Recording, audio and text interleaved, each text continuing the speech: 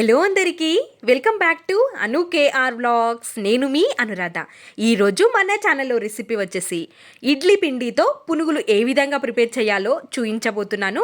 అదేవిధంగా చట్నీ రెసిపీని కూడా చూపించబోతున్నాను. చాలా సింపుల్గా ప్రిపేర్ చేసుకోవచ్చు. వీడియో చూడబోయే ముందు నా ఛానల్ని సబ్స్క్రైబ్ చేసుకోవచ్చు కదా. ముందుగా ఒక కప్పు వరకు ఇడ్లీ పిండిని తీసుకుంటున్నాను నేను. ఇడ్లీ పిండి మిగిలిపోయినా, ఇడ్లీలు తిని తిని బోర్ కొట్టినా ఈ విధంగా ప్రిపేర్ చేసుకోండి. చాలా టేస్టీగా అప్పటికప్పుడే 5 to 10 మినిట్స్లోనే ఈ రెసిపీని మనం ప్రిపేర్ చేసుకోవచ్చు. ఈ పిండిలోకి నేను వాటర్ ఏమి యాడ్ చేయలేదు కాబట్టి గట్టిగానే ఉంది. ఇందులోకి సరిపడా బియ్యం పిండిని యాడ్ చేసుకోవాలి. నా దగ్గర ఇడ్లీ పిండి గట్టిగానే ఉంది కాబట్టి చిన్న కప్పుతో 1 కప్పు వరకు నేను బియ్యం పిండిని యాడ్ చేసుకున్నాను.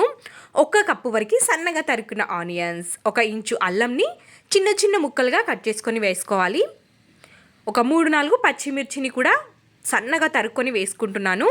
కొత్తిమీర, సన్నగా తరుక్కున్న కరివేపాకు, రుచికి సరిపడ ఉప్పు,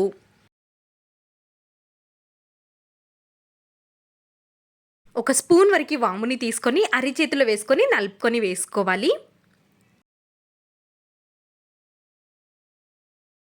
చివరిగా 1/2 టేబుల్ స్పూన్ వరకు వంట సోడాని కూడా వేసేసి మొత్తం ఒక్కసారి మిక్స్ చేసుకొని తీసుకోవాలి. మీకు బియ్యం పిండి సరిపోలేదు అనిపిస్తే కన్సిస్టెన్సీ వచ్చేంత వరకు ఇంకా కొంచెం బియ్యం పిండిని యాడ్ చేసుకొని కూడా ఈ పిండిని కలుపుకొని తీసుకోవచ్చు.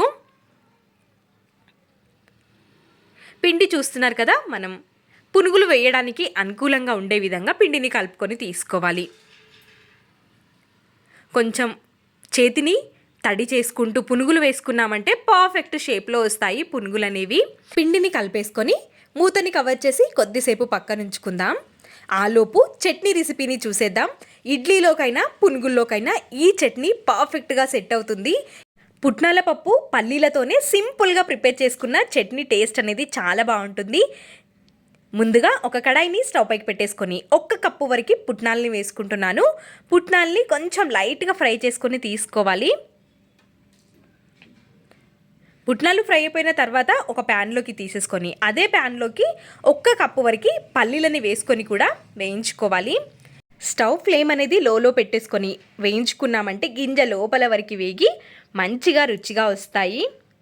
ఈ విధంగా ఫ్రై చేసుకున్న పల్లీలని కూడా ఒక గిన్నెలోకి వేసేసుకొని ఇందులోకి ఒక 10 నుండి 12 వరకు పచ్చిమిర్చిని వేసుకొని 1 స్పూన్ వరకు ఆయిల్ని వేసుకొని ఫ్రై చేసుకోవాలి. ముందుగా మిక్సీ జార్లోకి పల్లీలు, పుట్నాలు వేసుకోవాలి. ఒక 4-5 రెబ్బల వెల్లుల్లి, 1 స్పూన్ వరకు జీలకర్ర, రుచికి సరిపడా సాల్ట్, ముందుగా ఫ్రై చేసుకున్న పచ్చిమిర్చిని కూడా వేసేసుకొని వాటర్ని వేసుకుంటూ మెత్తగా మిక్సీ పట్టేసుకొని తీసుకోవాలి.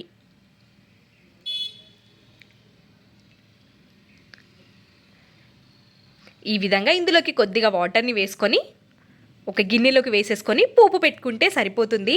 పోపు పెట్టుకోవడం అందరికీ తెలిసిందే, అందుకే నేను ఇక్కడ ఏం చూపించలేదు మీకు. ఇంకా పునుగులని వేసేసుకుందాం. నేను ఇక్కడ రెడీగా ఆయిల్ అనేది స్టవ్ పైకి పెట్టేసుకున్నాను. డీప్ ఫ్రైకి సరిపడా ఆయిల్ వేసేసుకొని చేతిని కొంచెం తడి చేసుకుంటూ పునుగుల్లాగా వేసేసుకోవడమే. మరి పెద్దగా కాకుండా చిన్న చిన్నగా ఆయిల్లో మునిగేంత మాత్రమే పునుగుల్ని వేసుకొని తీసుకోవాలి.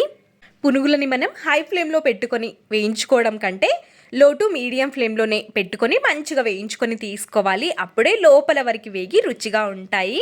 మంచి కలర్ వచ్చేంత వరకు వేయించుకొని ఇంకా తీసేసుకోవడమే. ఇంకా నెక్స్ట్ వాయిగా కూడా మిగిలిన పిండితో చిన్న చిన్న పునుగుల్లాగా వేసేసుకోవాలి.